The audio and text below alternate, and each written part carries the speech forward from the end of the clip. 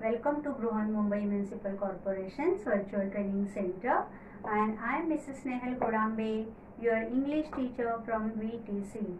Let's begin with today's session. Welcome to today's session. Dear children, our today's session is of, you can see here, yes, scholarship. So this year we all are preparing ourselves for the pre-secondary scholarship examination, and through each video we are learning some new topic related with our examination. So let's see what is the topic for today's video. Today we are going to learn something new from our second paper, and our subject is English. We are preparing ourselves for the English language. So our today's video is of unit number 3, language study, and from language study we are going to learn about sentence formation, and this will be our third part, right?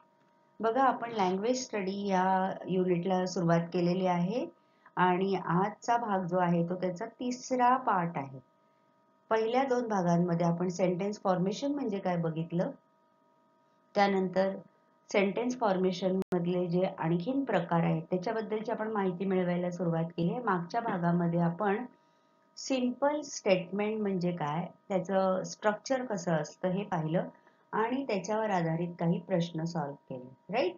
आजच्या भागामध्ये आपण sentence simple स्टेटमेंटच्या पुढचा जो भाग आहे, sentence formation मधले आणखीन काही आपण भाग बघतोय. तर सिंपल स्टेटमेंट नंतरचा जो भाग आहे त्याच्याबद्दलची माहिती आजच्या भागामध्ये घेऊया. We will see what will be the structure of framing such type of sentences. Next part is yes no type questions. बघा, आपण आता जेव्हा फर्स्ट ह्याचा पार्ट पाहिला त्याच्यामध्ये आपण जे सेंटेन्स फॉर्मेशन आहे त्या फॉर्मेशन मध्ये आणखीन काही टाइप्स असतात हे आपण बघितलेलं आहे, ज्याच्यामध्ये सिंपल स्टेटमेंट आहे, yes no type of questions आहेत, WH टाइप ऑफ क्वेश्चन्स आहेत, एक्सक्लेमेशन्स आहेत. अशा वेगवेगळ्या भागांबद्दलचा आपण त्या तिकडे आपण विचार केला किंवा आपण त्याच्याबद्दलची माहिती करून घेतली. आणि आता ह्या भागांमधून आपण प्रत्येक व्हिडिओमधून ते जे उपप्रकार आपण म्हणतो किंवा सब युनिट जे आहेत त्याची डिटेल मध्ये माहिती घेतोय. आणि आजचा व्हिडिओ आहे हा टोटली आपण येस नो टाइप क्वेश्चन्स बद्दलची माहिती करून घेण्याचा आहे. See often we come across with such type of questions. Sometimes we do ask questions or sometimes we have to answer such type of questions. So here we will learn how to frame the question which will be answered in yes or no.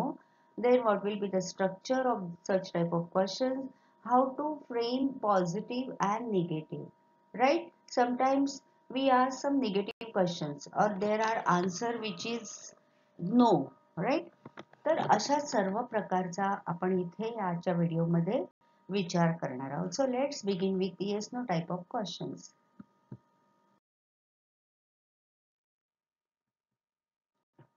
See, in linguistics, a yes no question, formally known as a polar question or a general question, is a question whose expected answer is one of two choices.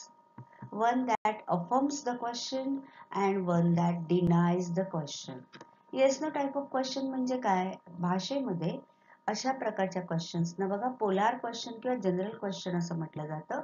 whose expected answer is one of two choices.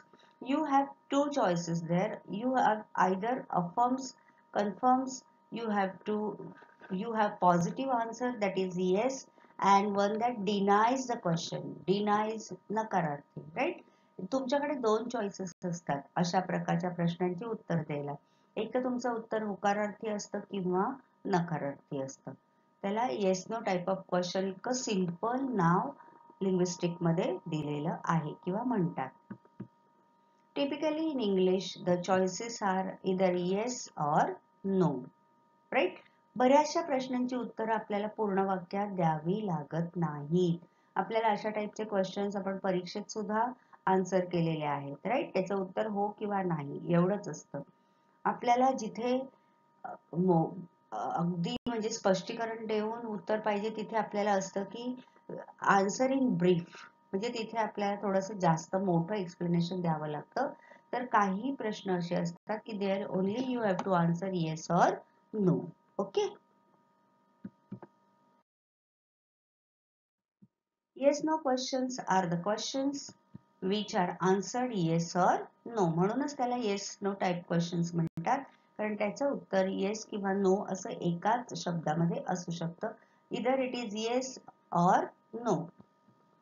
It means when we are asking yes no type questions, we are expecting the answer yes or no. आपल्याला फार काही expectation नसतं. आपण जर अशा प्रकारचे प्रश्न विचारले तर समोरच्याने आपल्याला येस किंवा नो असं एकाच शब्दात उत्तर देणं अपेक्षित असतं. We are not expecting much more than this. To form yes no type of questions we use one of these verbs, auxiliary verbs. आता हे दिस इज व्हेरी इम्पॉर्टंट, खूप महत्वाचं हे लक्षात घ्या. while forming such type of questions we use one of these verbs. आता कुठल्या टाइपचे verbs आपण वापरतो ह्या क्वेश्चनच्या स्ट्रक्चर साठी बघा. These are auxiliary verbs.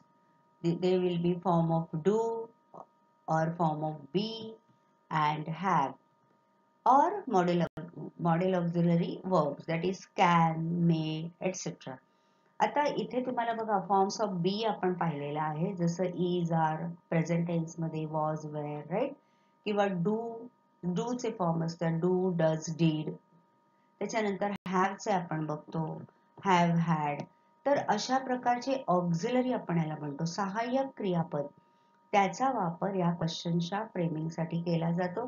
किंवा जे मॉडेल ऑक्झिलरी वर्ब्स आहेत जसे की कॅन आहे, may I come in, yes असं, right.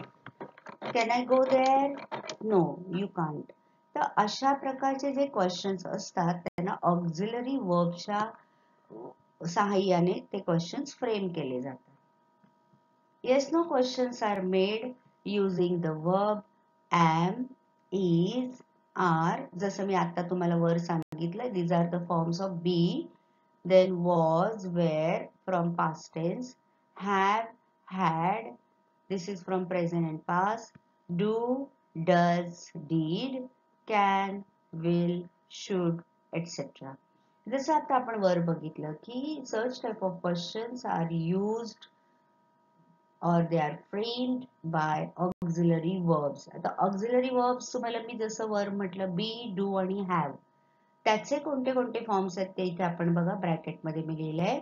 am, is, are, was, were, have, had, do, does, did, can, will, should, etc. Okay. आता हे कधी वापरायचं?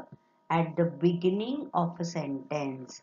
Whenever you will frame such type of questions, you have to use either of these words at the beginning of this sentence. Means your question should begin with one of these words. Okay. So, am I a good girl? Yes, you are. Right? म्हणजे तुम्हाला ह्या सगळ्या शब्दांचा वापर जेव्हा तुम्ही framing साठी कराल, जेव्हा yes no type of questions तुम्ही स्ट्रक्चर त्याचं बघाल, तेव्हा तुमच्या लक्षात येईल की याचा सगळ्याचा वापर वाक्याच्या सुरुवातीला असतो.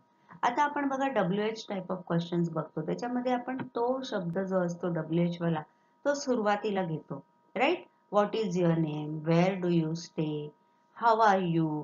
म्हणजे हे सगळे वर्ड्स आपण सेंटेन्सच्या सुरुवातीला घेतो. तसंच या टाइप मध्ये हे जे ऑक्झिलरी वर्ब्स तुम्हाला मी दाखवले याचा वापर वाक्याच्या सुरुवातीला करायचा. Your sentence should begin with these words. Okay.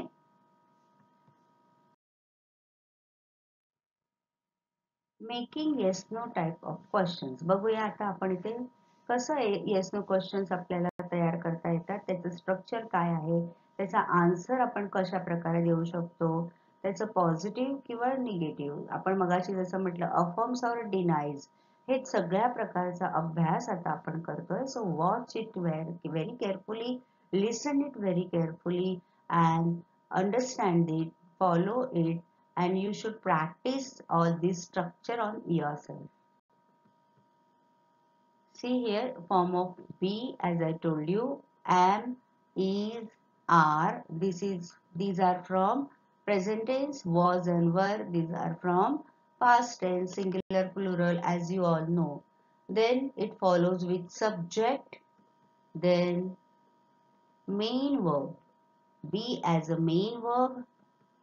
So we will see some question answers over here. आता तुम्हाला मी वर फॉर्म दाखवलाय, राईट. आता खाली आपण थोडंसं बघा, मी तुम्हाला काही सेंटेन्सेस दाखवले आहेत आणि त्याचं फ्रेमिंग कसं असेल तेही दाखवले. आपण एक एक बघूया. आता फॉर्म लक्षात घ्या. Be plus subject plus be as a main verb. Okay, wherever it is necessary. आता बघा सेंटेन्स काय आहे. I am a doctor. आता इथे बघा हे सेंटेन्स आहे. I am a doctor. तर एम जो आहे तो तुम्हाला माहिती आहे फॉर्म ऑफ बी वर बघा ब्रॅकेटमध्ये तुम्हाला दिसेल. हे सेंटेन्स आहे. त्याचं क्वेश्चन करताना आपल्याला दिलेल्या सेंटेन्सचा क्वेश्चन करायला पहिला आपण प्रॅक्टिस करूया. बघा आता ते काय केलंय. ते एम जे आहे that is a auxiliary verb from that sentence. We have taken it in the beginning of the sentence. Okay, am. Then subject, I.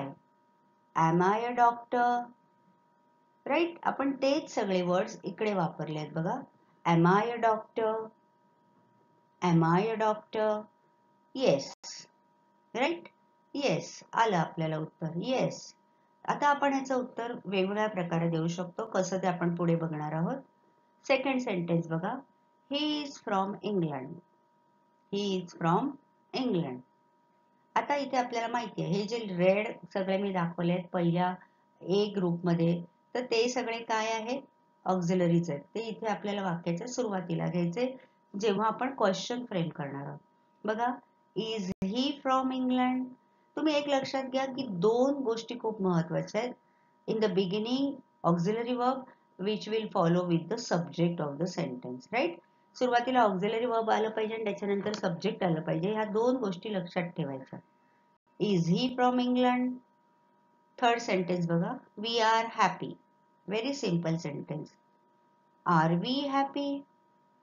Auxiliary and subject. She was ready.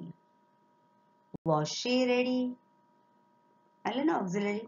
आता हे पास्ट टेन्स मध्ये आपण बघतोय. कुठल्याही tense मध्ये असू दे आपलं structure same असणार आहे. They were the same. Were they the same. Auxiliary plus subject.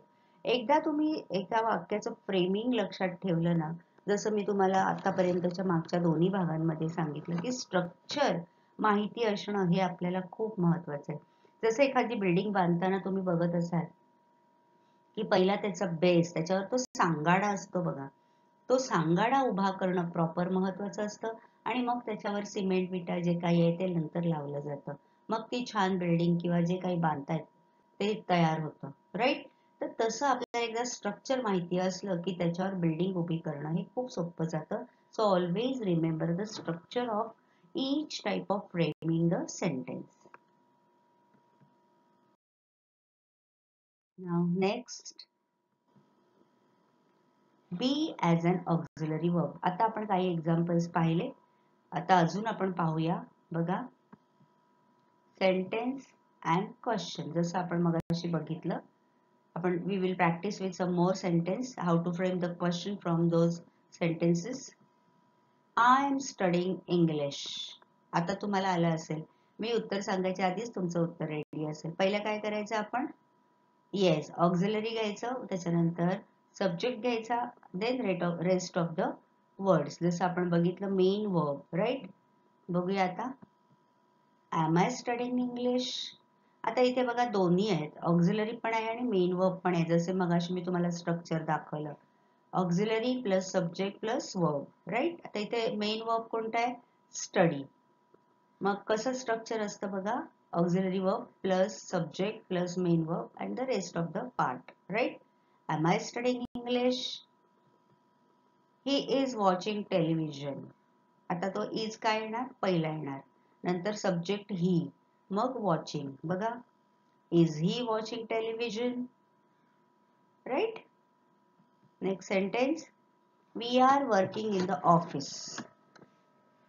तुमच्यासाठी मी खूप सोपं केलं. ऑक्झिलरीज मी ऑलरेडी तुम्हाला वेगळ्या कलर मध्ये दाखवले, म्हणजे तुम्हाला फ्रेमिंग करताना मज्जा येईल. बघा, आता हे आर सुरुवातीला येणार, सब्जेक्ट आपल्याला माहिती आहे we, and working, here work is a main verb, right. Are we working in the office. Next sentence, she was waiting at the bus stop. She was waiting at the bus stop. Was she waiting at the bus stop. आणि इथे एक महत्वाचं लक्षात घ्या, जेव्हा तुम्ही question frame कराल, without fail you have to put there question mark. आपण बघितलं मागच्या वेळेला, आपण सिंपल स्टेटमेंट बघितलं, तिथे आपण बघितलं की we have to end it with a full stop, right. आता क्वेश्चन मध्ये always question mark should be there. Then the next sentence is, they were coming to take me away. Were they coming to take me away. किती सोपं construction आहे बघा. First auxiliary, then subject, which will follow with the main verb, and then rest of the part. Okay. आता याच्यावर प्रश्न कशा प्रकारचे येतात तेही आपण पाहणार आहोत, परंतु पहिलं हे स्ट्रक्चर नीट लक्षात घ्या. आता आपण ह्याच्या पुढे ऑक्झिलरी वर्बचे फ्रेमिंग पण बघणार आहोत, आणि येस नो टाइपचं क्वेश्चनचे फ्रेमिंग बघणार आहोत, आणि आन्सर कसे करायचे when it is affirms or when it is denies, right.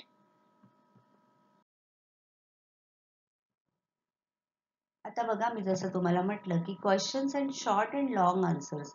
आता जेव्हा आपण yes no type of questions म्हणतो तेव्हा त्याचा answer either you have to answer in one word or sometimes you have to answer in a long way. Let's practice them. Yes plus subject plus auxiliary verb plus rest of the part. हे कशाचं framing आहे बघा, आन्सरचं. आता आपण question frame कसं करायचं ते पाहिलं, आता आपण आन्सर कसं फ्रेम करायचं तेही बघूया. आणि जर त्याचा आन्सर निगेटिव्ह असेल, नो मध्ये असेल, तर येसच्या जागी आपल्याला नो घालायचे, आणि पुढे सब्जेक्ट ऑक्झिलरी वर्ब सेम राहणार आहे, आणि त्याच्यानंतर again we have to add not. बघा, स्ट्रक्चर नीट लक्षात घ्या. If it is in yes, then yes plus subject plus auxiliary verb and rest of the part. Here if it is no, then in the beginning your answer will start with no, which will follow with subject, auxiliary verb and not. No आणि not हे दोन्ही आले पाहिजेत. कसे ते आपण बघूया. आता बघा, क्वेश्चन बघा, आणि इथे मी तुम्हाला आन्सर दाखवणार आहे in both the way, short and long. Is she coming? Is she coming? This is the question which is given to us. How will you answer? Yes. तुमचं जर शॉर्ट असेल तर yes. Yes, she is. Yes, she is coming. 3 प्रकारे तुम्ही याचा answer देऊ शकता. Okay, बघा. आणि जर निगेटिव्ह असेल तर तुम्ही कसं लिहिणार? नो, फक्त नो किंवा नो. She isn't. आता शी इजंट मध्ये काय आहे बघा, नो प्लस सब्जेक्ट. सब्जेक्ट कोणता आहे? शी, आणि auxiliary verb is plus not. आलं लक्षात? इजंट मध्ये इज नॉट. इथे जनरली आपण ॲब्रिव्हिएशन वापरतो, शॉर्ट फॉर्म वापरतो. शी इज नॉट ने आपण म्हणत, शी इजंट, हे लक्षात घ्या. किंवा तुम्ही असंही लिहू शकता, नो शी इजंट कमिंग. जसं मी तुम्हाला 3 प्रकारे दाखवलं. No, no she isn't, no she isn't coming. हे तिन्ही प्रकार बरोबर आहे. पॉझिटिव्ह असेल तर yes, she is coming. Easy, right. पुढचा प्रश्न बघा, वॉज ही नर्वस. पॉझिटिव्ह असेल तर तुम्ही कसं म्हणाल? Yes, yes he was. Okay, yes he was nervous. Negative असेल तर कसं? आता वर स्ट्रक्चर आपण बघितलंय. No, no he wasn't. इथे आपण काय वापरलं, no plus subject plus auxiliary plus not. Okay, was not means wasn't. If you have to answer in long, then how you will write? No, he wasn't nervous. Right, येते लक्षामध्ये. हे आपण इथे negative पण प्रॅक्टिस करतो. Were you visiting your family, positive असेल तर तुम्ही कसं म्हणाल, yes yes you were, yes you were visiting your family. पण निगेटिव्ह असेल तर बघा कसं, yes yes we were visiting our family. Right, इथे were you visiting your family मध्ये आपल्याला प्रश्न विचारला जातोय, म्हणजे आपल्याला इथे आय नी आन्सर करायचं आहे. Okay,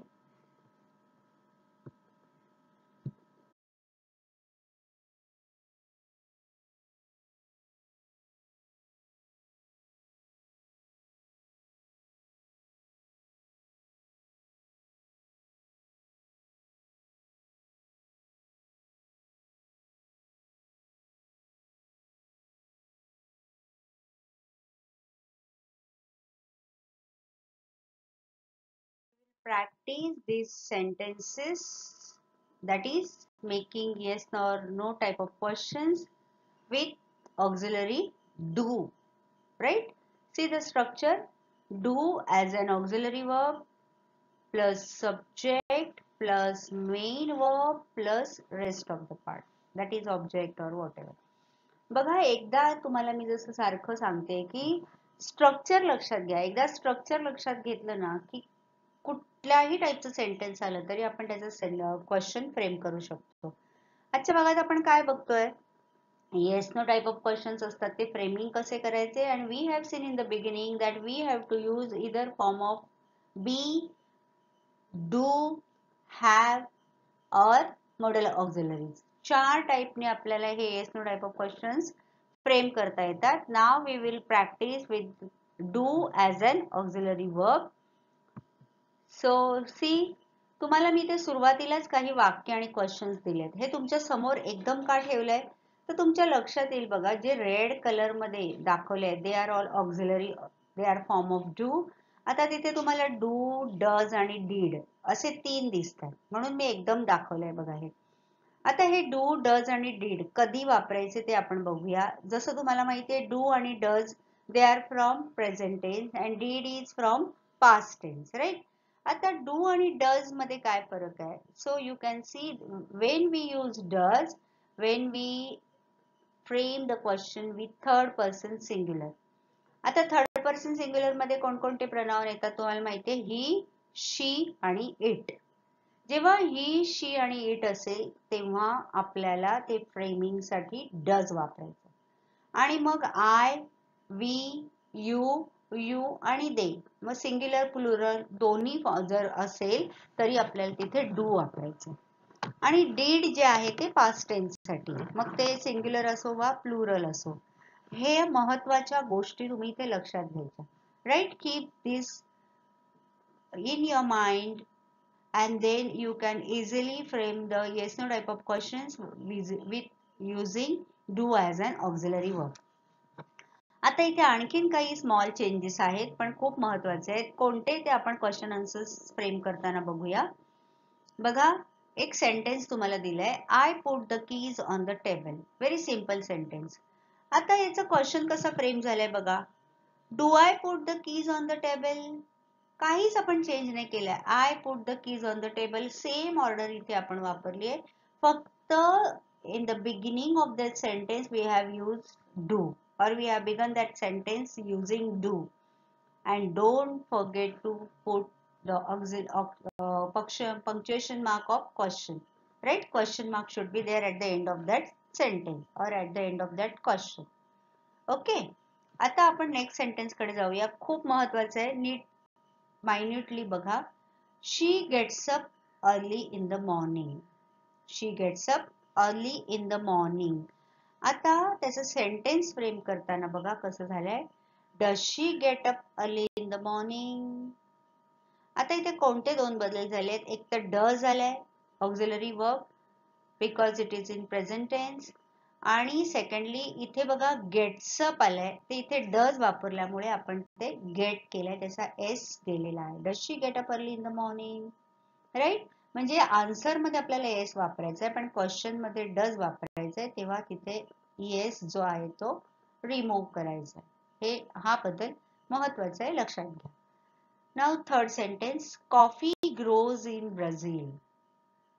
coffee grows in Brazil. आता जसं मी वरच्या वाक्यात तुम्हाला सांगितलं, थर्ड पर्सन सिंग्युलर असेल तर वर्बला येस लागतंय. आता तुम्ही म्हणाल इथे काय येस, तर coffee, coffee it, it is, right. He किंवा शी येत नाही म्हणून तिथे ग्रोज लागलाय बघा. क्वेश्चन वरच्या सारखाच करायचा, डजने सुरू करायचा आणि ग्रो मधला एस जो आहे ग्रोज मधला तो ग्रो ठेवायचा, एस रिमूव्ह करायचा. Does coffee grow in Brazil. येते लक्षात? जेव्हा डज आपण क्वेश्चन मध्ये वापरतो तेव्हा वर्बला येस लावायचा नाही, पण आन्सर मध्ये डज नसतो, तो जो ऑक्झिलरी वर्ब आहे क्वेश्चन फ्रेमिंग साठी वापरलेला तो तिथे नसतो, त्यामुळे तिथे आपण ग्रोज वापरायचा. आन्सर मध्ये डज येतो, कसा तो आपण नंतर बघणार आहोत. नेक्स्ट सेंटेन्स बघा, you like to spend time at home. You like to spend time at home. Question, do you like to spend time at home? Same, we have not changed any structure of the sentence, just we have added do there. They write letter to me. Do they write letter to me? आता इथे do चं लक्षात घ्या, आपण I बरोबर do वापरलाय, you बरोबर वापरलाय, they बरोबर वापरलाय, राईट. म्हणजे does फक्त he, she आणि it थर्ड पर्सन सिंग्युलर बरोबर वापरायचं, हे लक्षात ठेवायचं. We drank milk. आता ड्रँक तुम्हाला माहिती आहे पास्ट टेन्स मध्ये, मग त्याचं सेंटेन्स फ्रेम करताना आपण did वापरलंय, that is from past tense, right. Do चं पास्ट टेन्स फॉर्म आहे, त्यामुळे जेव्हा आपण त्याचं वर्ब वापरणार, मेन वर्ब, तेव्हा ते प्रेझेंट टेन्स मध्ये वापरायचं. कसं बघा, did we drink milk. We drank milk, did we drink milk. Did वापरलंय म्हणून ड्रँकचं इथे ड्रिंक केलं. तसंच खालचं वाक्य आहे बघा, he cleaned his room. cleaned, आता ड्रिंकचं ड्रँक होतं, आपल्याला माहिती आहे पास्ट टेन्सचे पण आपण वेगवेगळे फॉर्म्स बघतो, तसं क्लीनचं ईडी लागून क्लीन्ड होतं. त्यामुळे जेव्हा आपल्याला क्वेश्चन फ्रेम करायचं, very easy, we have to remove ED and keep the main verb as it is. Did he clean his room, right. म्हणजे इथे आपण काय बघितलं की do as an auxiliary verb जर आपण वापरत असू तर त्याचं yes no type of question कसं फ्रेम करायचं, त्याचं स्ट्रक्चर काय आहे. In the beginning you will use form of do, then subject, then main verb. जसं इथे आहे do they right, do they subject, main verb is right. Did we drink, did auxiliary, we subject, main verb drink. अशा प्रकारे हे questions frame करायचे. Okay.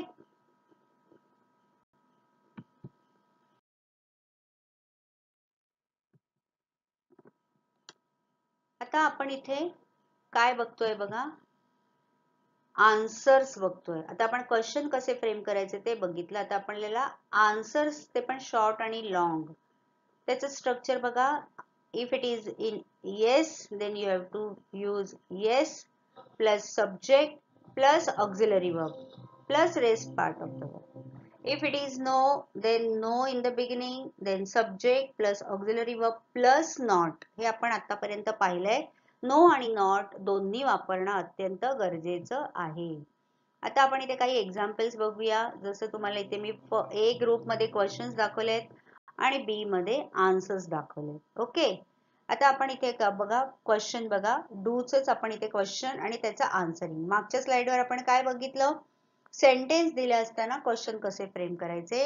इथे आता question दिले, त्याचा आन्सर कसं करायचं हेही मी तुम्हाला दाखवते, that two short and long way. बघा, डज शी लाईक स्विमिंग. आता you can answer this question in by 3 way or in 3 way, right. No, just no. Or you can answer in such way, no she doesn't. Does आहे म्हणून इथे आपण त्याला काय केलंय बघा, नो प्लस सब्जेक्ट. सब्जेक्ट कोणता आहे, she. Auxiliary does plus not. आणि आपल्याला इथे लक्षात ठेवायचं आहे, you should not use full NOT, but here you have to use abbreviation. Doesn't, don't, didn't. Okay? So, no, she doesn't. हे पण बरोबर आहे. And if you want to answer in a long way, you can frame in such way, no, she doesn't like swimming. हे पूर्ण वाक्यातलं उत्तर झालं. Second question बघा. Did we visit our relatives? Now this is in past tense. Yes. Only in one word. Yes, we did. आपण yes वापरलाय आणि did आणि we दोन्ही तिकडे आपण तेच वापरलेलं आहे. Subject plus auxiliary. Yes, we visited our relatives. आता तुम्ही जेव्हा long answer देता तेव्हा आपण तो did न वापरता visit चा past tense वापरलाय. हे तुम्हाला मी जसं सांगते की मी तुम्हाला इथे एक्सप्लेन करते, पण एक व्हिडिओ पाहून झाल्यानंतर यू विल पॉज हिअर. जिथे तुम्हाला नेसेसरी वाटतंय, कसं सेंटेन्स फ्रेमिंग मध्ये बदल होत आहेत, तिथे तुम्ही ते पुन्हा एकदा शांतपणे वाचा and learn it on your on.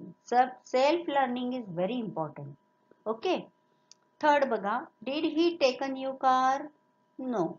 If it is negative, no. No, he didn't. आता जसं आपण शी डझंट बघितलेलं प्रेझेंट मध्ये, इथे didn't, did plus not, didn't. No, he didn't take a new car. Okay. म्हणजे स्ट्रक्चर एकदा तुम्हाला पक्क माहिती झालं की त्या स्ट्रक्चर मध्ये सेंटेन्स बसवायला आपल्याला खूप इझी जातं. जसं मी नेहमी सांगते की बिल्डिंगचं कन्स्ट्रक्शन करताना बघा, त्याचं स्ट्रक्चर, त्याचा पाया, त्याच्यामध्ये तो साचा असतो आणि त्याच्यावर मग सिमेंट, विटा, माती ते सगळं लावून बिल्डिंग उभी करतात. पण स्ट्रक्चर जर आपलं मजबूत असेल, माहिती असेल कशा टाईपचं हाऊस बिल्ड करायचंय, तर आपल्याला पुढच्या गोष्टी इझी होतात. So remember this. Next, making yes no type of question here using have as an auxiliary verb. बघा आपण सुरुवातीला जसं बघितलं, we have to use be, do, have and modal auxiliaries, right? आता आपण be आणि do चं बघितलं, क्वेश्चन फ्रेमिंग पण बघितलं, आन्सर्स पण बघितले, पॉझिटिव्ह, निगेटिव्ह सगळं आपण इथे जाणून घेतलं. आता we will go with have.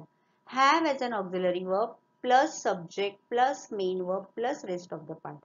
Structure लक्षात घ्या. सुरुवातीला काय असणार आहे? हॅव. मग हॅव, हॅड, हॅज, जेवढे हॅवचे फॉर्म आहेत, त्याच्यानंतर सब्जेक्ट येणार आहे आणि मग मेन वर्ब आणि नंतर जे काही रेस्ट ऑफ द पार्ट असेल ते. बघा, group A is of sentence and B of question. Okay. आता तुमच्या समोर मी नेहमी इथे सगळे टाईपचे एक्झाम्पल्स एकत्र ठेवते, म्हणजे तुम्हाला त्याच्यातला फरक लक्षात घ्यायला सोपं जातं. Now we will begin with first sentence. I have studied English. आता have as an auxiliary verb. We are practicing with have as an auxiliary verb. This is a sentence. I have studied English. आता त्याचा question frame करताना आपल्या structure काय आहे? have plus subject. Subject कोणता आहे? I plus main verb studied and rest of the part. Have I studied English? याच्यात आपण फरक काहीच नाही केलाय, फक्त आपण ऑक्झिलरीचं प्लेसिंग चेंज केलं. We have brought it in the beginning of the sentence. Okay. Order कशी आहे बघा. He has finished his homework. Has he finished his homework? आपल्याला इथे काहीच करायचं नाहीये, फक्त आपल्याला ह्या सेंटेन्स मध्ये आपण काय केलंय, पैसे दोन वर्ड तुम्ही सेंटेन्स केलेत, फक्त ऑक्झिलरी वर्बची जागा बदलली आहे. We have begun the sentence with the auxiliary verb. तिसरं बघा आता. The film had started. Had the film started? We had locked the door. Had we locked the door? They have moved house. Have they moved house? इथे आपल्याला खूप सोपं आहे. जेव्हा have नी तुम्ही क्वेश्चन फ्रेम करता, only thing you have to bring those form of have in the beginning of the question and at the end you will put the question mark.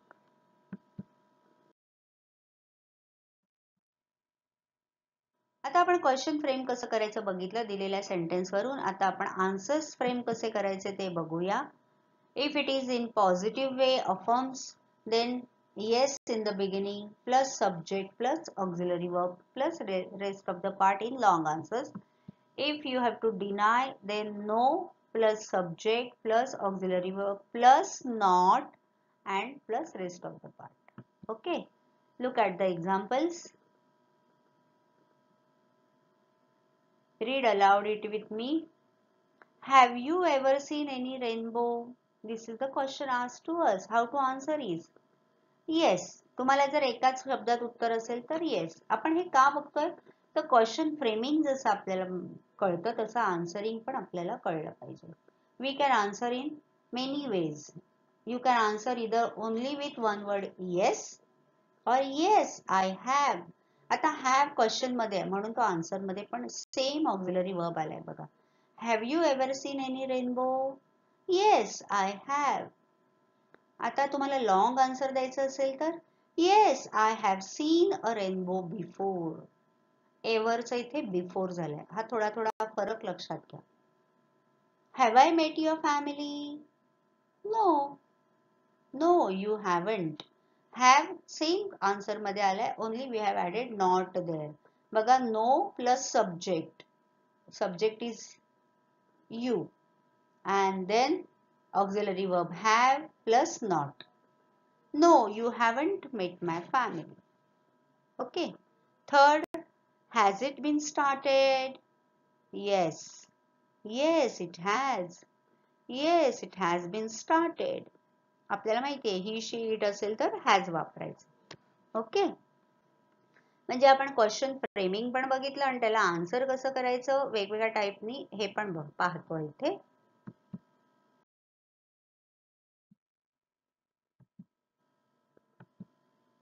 See, format is same. And now see the question with had. आता आपण have आणि has बघितलं. आता आपण past tense मध्ये पण question ची practice करूया. Had we sold our stock? No, we hadn't. No plus subject plus auxiliary plus not. No, we hadn't. No, we had not sold our stock. Not आला पाहिजे कारण no आहे. Has he stayed with us? No, he hasn't. Has he stayed with us? No, he hasn't. Has आलाय म्हणून has not. No, he hasn't stayed with us. Okay. जे form आपल्याला question मध्ये आहे तेच आन्सर मध्ये वापरून दिलेल्या स्ट्रक्चर मध्ये सेंटेन्स फ्रेम करायचं. And now the last type is modal verb. We have practiced with form of be, do and have and last modal verbs. So there are different types of modal verbs in English. I'll show you some of them here. आपल्याला modal verbs म्हणजे काय आपण already माहिती करून घेतलंय. फक्त आता इथे आपण एकदा ते वाचूया कोणकोणते आहेत आणि ते वापरून क्वेश्चन आन्सर्स फ्रेम करायची प्रॅक्टिस करूया. ओके. बघा इथे काही मॉडेल ऑक्झिलरीज तुम्हाला दाखवलेले आहेत. कॅन, कुड, मे, might, will, would, must, have to, shall, should, ought to and had better. काही तुम्हाला मी इथे दाखवलेत, not all. आता हे वापरून आपल्याला सेंटेन्स फ्रेम करणं, क्वेश्चन फ्रेम करणं आणि आन्सर करणं असे तिन्ही गोष्टी बघायच्या आहेत. बघा, एसनो टाइप ऑफ क्वेश्चन फ्रेम करताना त्याचं स्ट्रक्चर कसं असेल? सेम जसं आपण हॅवचं बघितलं. Model plus subject plus main verb plus rest of the part. आता इथे कोणत्या टाईपचा आपण ऑक्झिलरी वापरतोय तो सुरुवातीला घ्यायचं. एवढा एकच फरक लक्षात ठेवा. And always it will follow with subject and main verb. Okay. आता इथे आपल्याला काही एक्झाम्पल्स बघूया. बघा, I may visit you tomorrow. आता may, might हे कधी असतं? when you are not sure about it. तेव्हा may वापरायचं. आता क्वेश्चन फॉर्म करताना बघा आपल्याला तेच वर्ड्स इथे घेतलेत, फक्त आपण मगाशी बघितलं तसं त्याचं जी ऑर्डर आहे ती चेंज केली. आता इथे may जो आहे तो सुरुवातीला आला पाहिजे. The sentence or the question should begin with the auxiliary. May I visit you tomorrow? बघा इथे सेंटेन्स होता त्याचा क्वेश्चन लगेच फ्रेम झाला जेव्हा we placed modal in the first place. May I visit you tomorrow. You can repeat it. Can you repeat it? आपण काहीच change नाही केलंय, फक्त त्याची ऑर्डर चेंज केली. जो मॉडेल आहे, मॉडेल ऑक्झिलरी आहे, त्याला आपल्याला सुरुवातीला ठेवायचं. She will pass the salt. Will she pass the salt? You should stay here. Should we stay here? Right. आता अशा प्रकारे आपण बघितलं framing sentences are very easy. आणि हेच आपण शिकतोय की क्वेश्चन कसा बनवायचा. आपण नेहमी काय करतो, आन्सर करतो, पण आपल्याला क्वेश्चन फ्रेमिंग कळणं सुद्धा खूप महत्वाचं असतं. Okay.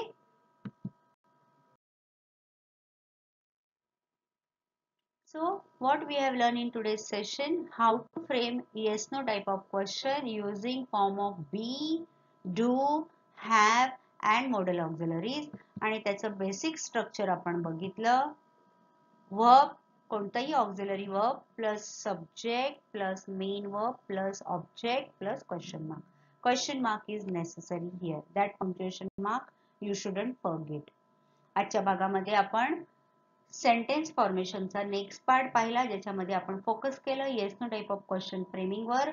Yes no type of question फ्रेमिंगवर आणखीन काही त्याच्यामध्ये डिव्हिजन्स आहेत, ज्याच्यामध्ये आपण बघितलं question framing with form of be, do, have and modal auxiliaries.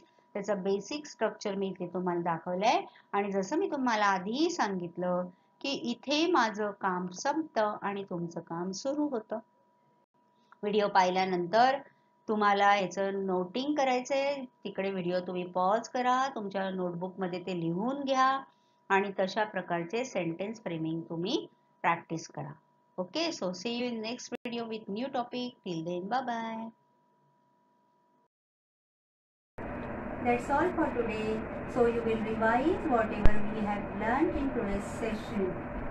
Please subscribe the channel and press the notification button to get the link of next video. Bye bye.